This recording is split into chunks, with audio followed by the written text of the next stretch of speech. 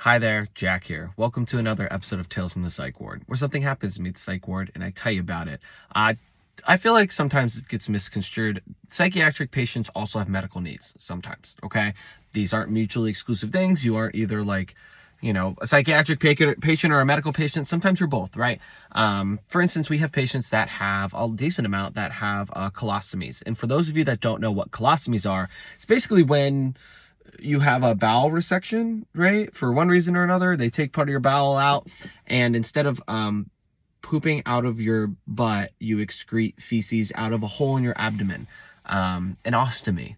And so that's where the colostomy comes in. Anyways, we have some patients that have those. Sometimes they can change them themselves. Sometimes they need help changing them.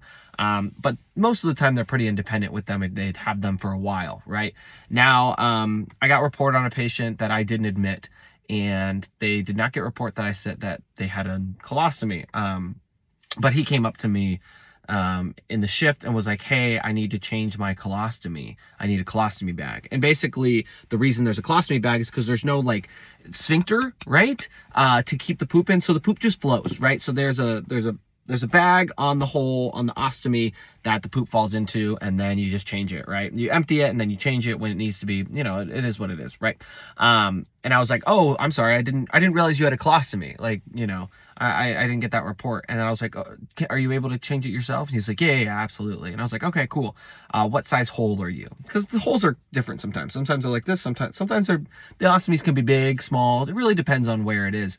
And he was like, I don't remember. And that's pretty typical, right?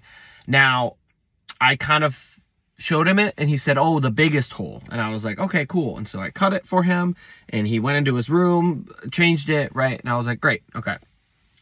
We were at group, and this is where something suspicious went wrong.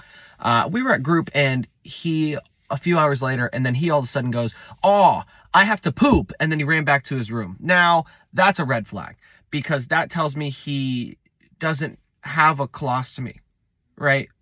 And so I was like, huh, that's weird. And so I went to his room and I was like, hey, can you show me your colostomy? Like, I just want to see and make sure it's healthy. And he showed it to me. And basically, he doesn't have one. What he had been doing was taking a colostomy bag, pooping in it, and then sticking the colostomy bag to his abdomen as if he had a colostomy. So he doesn't have one. And I was like, why?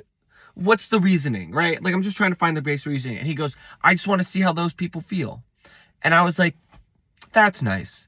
I get you're trying to empathize, sympathize, but if we don't need a bag of poop attached to our abdomen, we don't need one, right? Let's stay away from that.